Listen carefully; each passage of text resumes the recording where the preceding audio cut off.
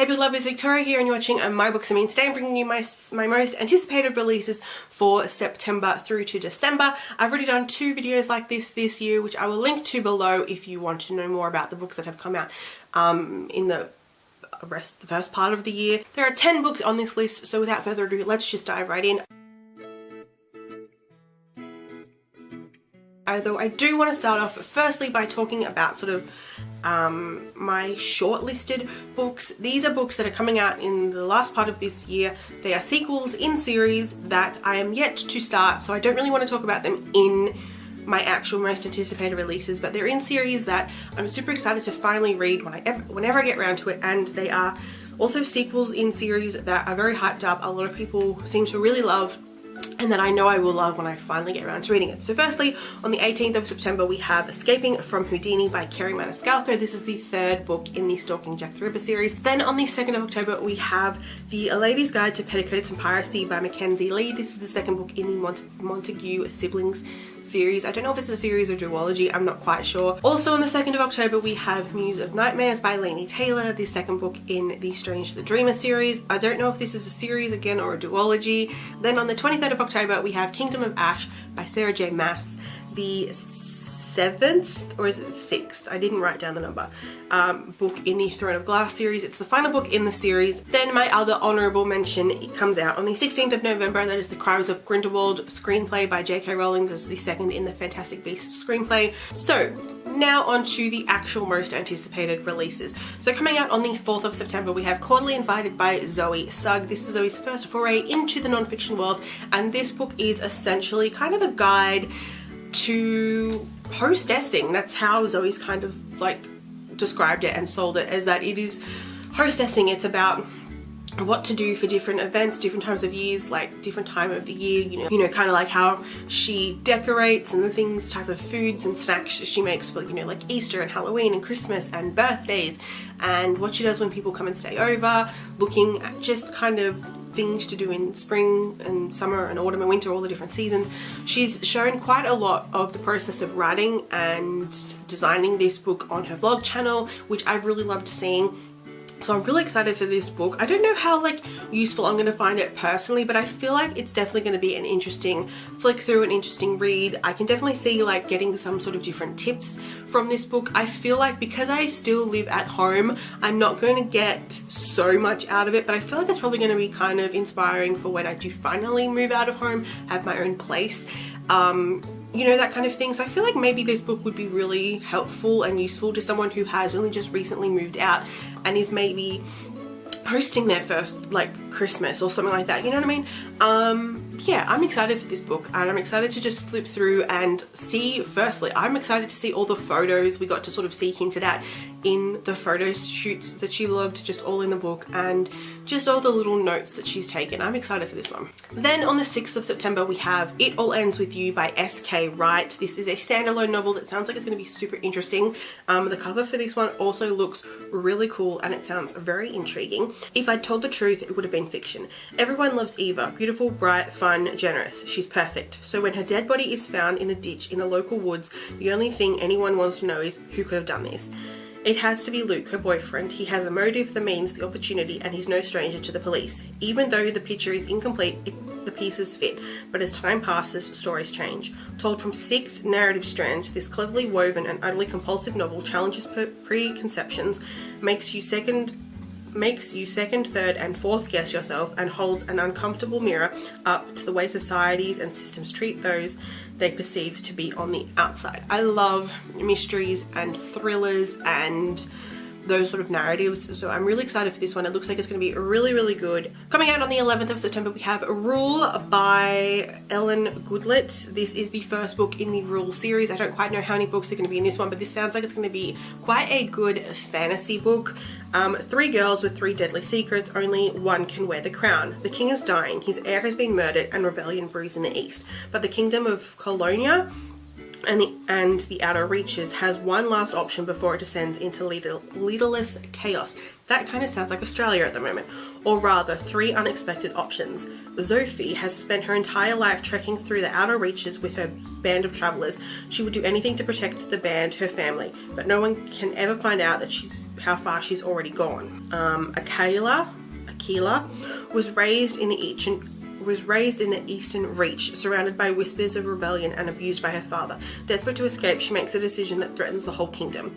Ren grew up in Colonia, serving as a lady's maid and scheming her way out of the servants' chambers. But one such plot could get her hung for treason if anyone ever discovers what she's done.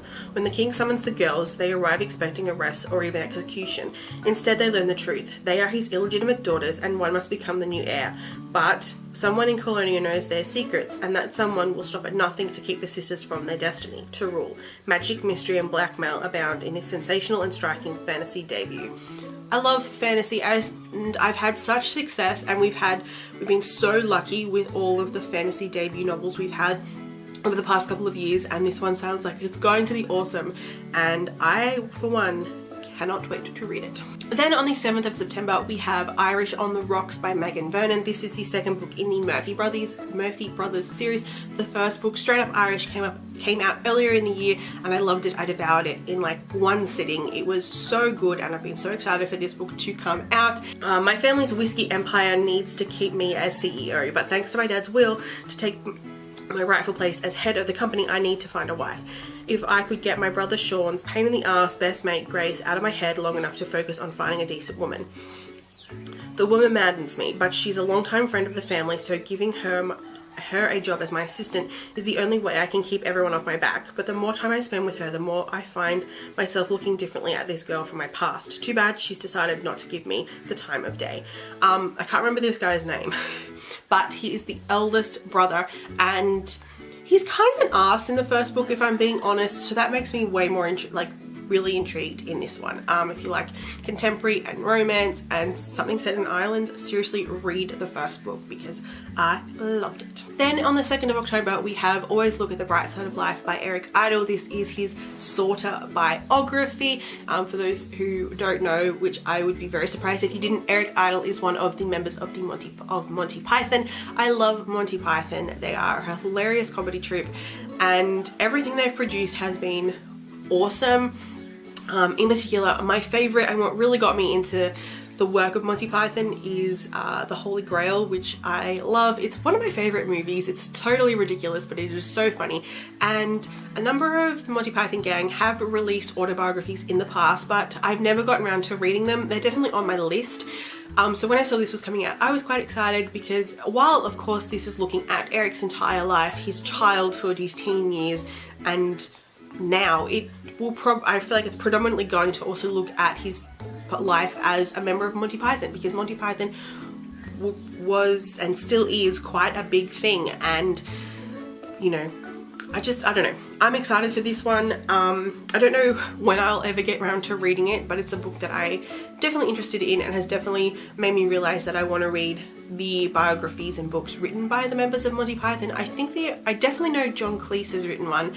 I don't know if any of the others actually have, but I'm still excited because, as I say, I really love Monty Python, and I'm excited to sort of know more about the men of Monty Python outside of Monty Python, because I only really know about them because of their work with Monty Python. I don't really know about their early life or, you know, what they're doing now kind of thing. So yeah, if you're a fan of Monty Python, definitely keep this book on your radar. Also on the 2nd of October is When We Caught Fire by Anna Godberson. This, by the looks of it on Goodreads, is meant to be part of a series, but it doesn't sort of really say anything. There's also no cover for this book, I don't think. I will have to double check. If there is a cover, it will be here. But this is a historical novel. I don't know if it's meant to be fantasy or anything, but it sounds like it's going to be interesting, and also set in a historic period that I don't really know much about, but I feel like will be an interesting read, just the event that happens. It's 1871, and Emmeline Carter is poised to take Chicago's high society by storm. Between her father's sudden rise to wealth and her recent engagement to Chicago's most eligible bachelor, Emmeline has it all. but she can't stop thinking about the life she left behind, including her childhood sweetheart Anders Magnusson. Fiona Brine, Emmeline's, I don't know how you meant to say her name, Emmeline's childhood best friend, is delighted by her friend's sudden rise to prominence, especially since it means Fiona is free to pursue Anders herself. But when Emmeline risks everything for one final fling with Anders, Fiona feels completely betrayed. As the summer turns to fall, the city is at a tipping point. Friendships are tested, hearts are broken, and the tiniest spark might set everything ablaze. Sweeping, soppy, and romantic, this is the story about an epic love triangle, one that will literally set the city ablaze and change the lives of 3 childhood friends forever. And it's a romantic novel about the love triangle that started Chicago's infamous Great Fire. So I don't know anything more about this book other than that. I don't really know anything about the time period or the location it's set in, but it sounds like it's going to be interesting. As you guys know, I'm a fan of romance and stuff like that, and historical romances are things that I've not read a lot of. I've been meaning to, but just never got around to it. But this one sounds like it's going to be fun. Then on the 9th of October, we have the Compendium of Magical Beasts, an anatomical study of cryptozoology's most elusive beings by Veronica Wigbert-Blackwater, Melissa Brinks, and illustrations by Lila Seeker-Jones.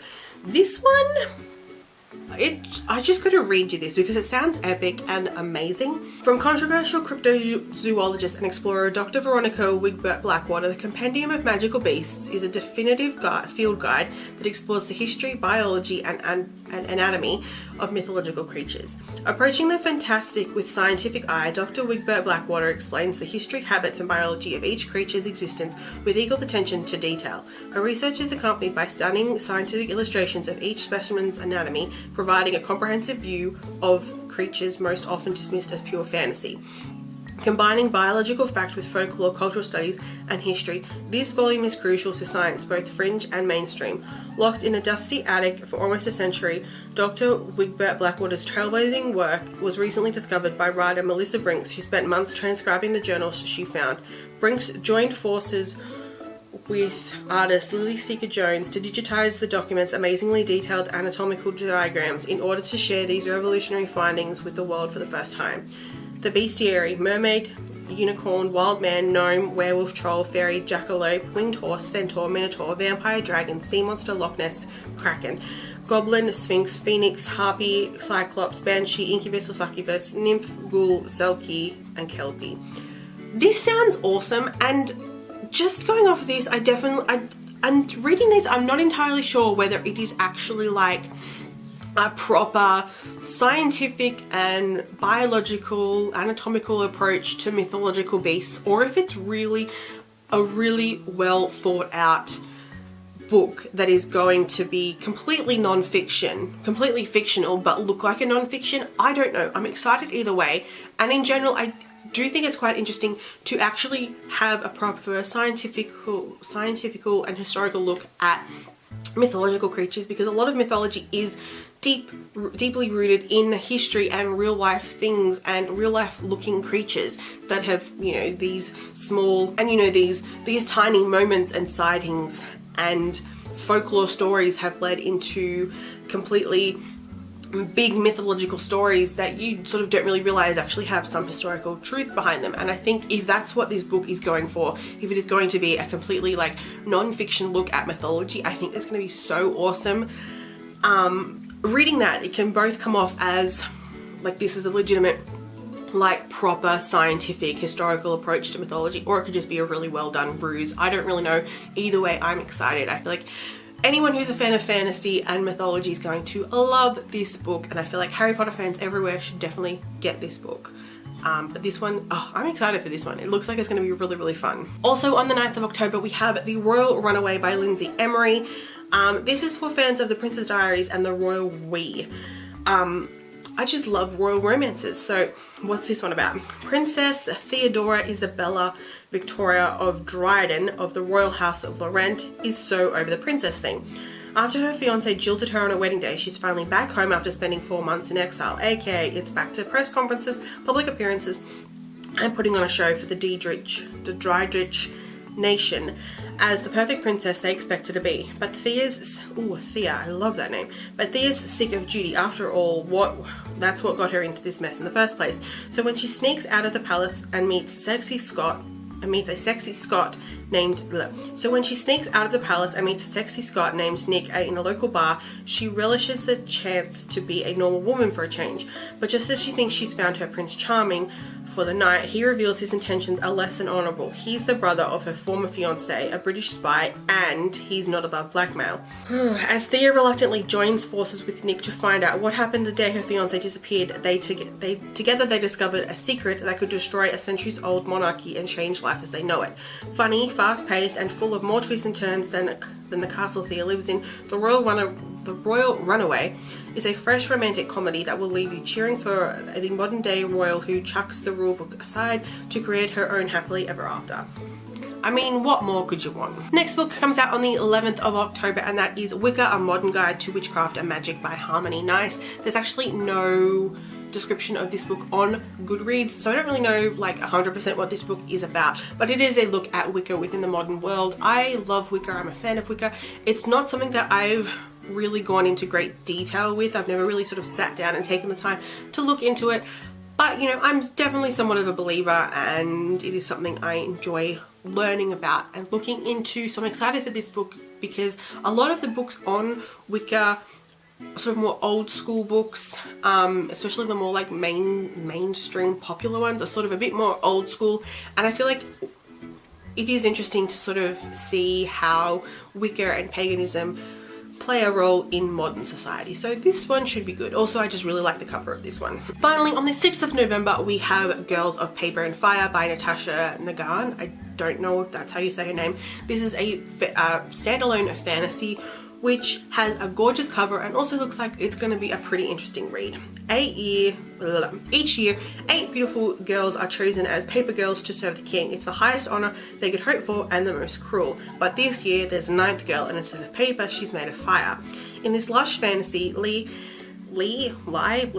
is a member of the paper caste, the lowest and most oppressed caste in Akara. She lives in a remote village with her father, where the decade-old trauma of watching her mother snatched by royal guards still haunts her. Now the guards are back, but this time it's Lee they're after, the girl whose golden eyes have piqued the king's interest. Over weeks of training in the opulent but stifling palace, Lee and 8 other girls learn the skills and charms that befit being a king's consort, but Lee isn't content to watch her fate consume her. Instead, she does the unthinkable. She falls in love. Her forbidden romance becomes enmeshed with an explosive plot that threatens the very foundation of Akara, and Lee, still the wide-eyed country girl at heart, must decide just how far she's willing to go for justice and revenge.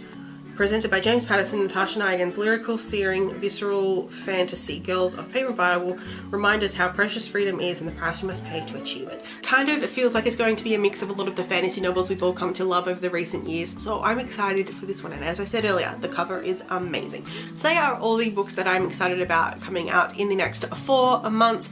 Let me know in the comments below if you are excited for any of these books, and also what books maybe you're excited for that I didn't mention. I do know there are other amazing books coming out. There are a lot of books coming out at the end of the year that I've probably missed, and books that I'm probably very excited for if I knew they existed. So yeah, as I said, I'll link below to a blog post. That has all of these books on it if you want to know more and to get links to where to find them and to add them to Goodreads bookshelf. And I'll also link my 2018 releases Goodreads bookshelf if you want to see all of the books that I have been excited about this year. Other than that, I will see you guys soon with another video. Bye!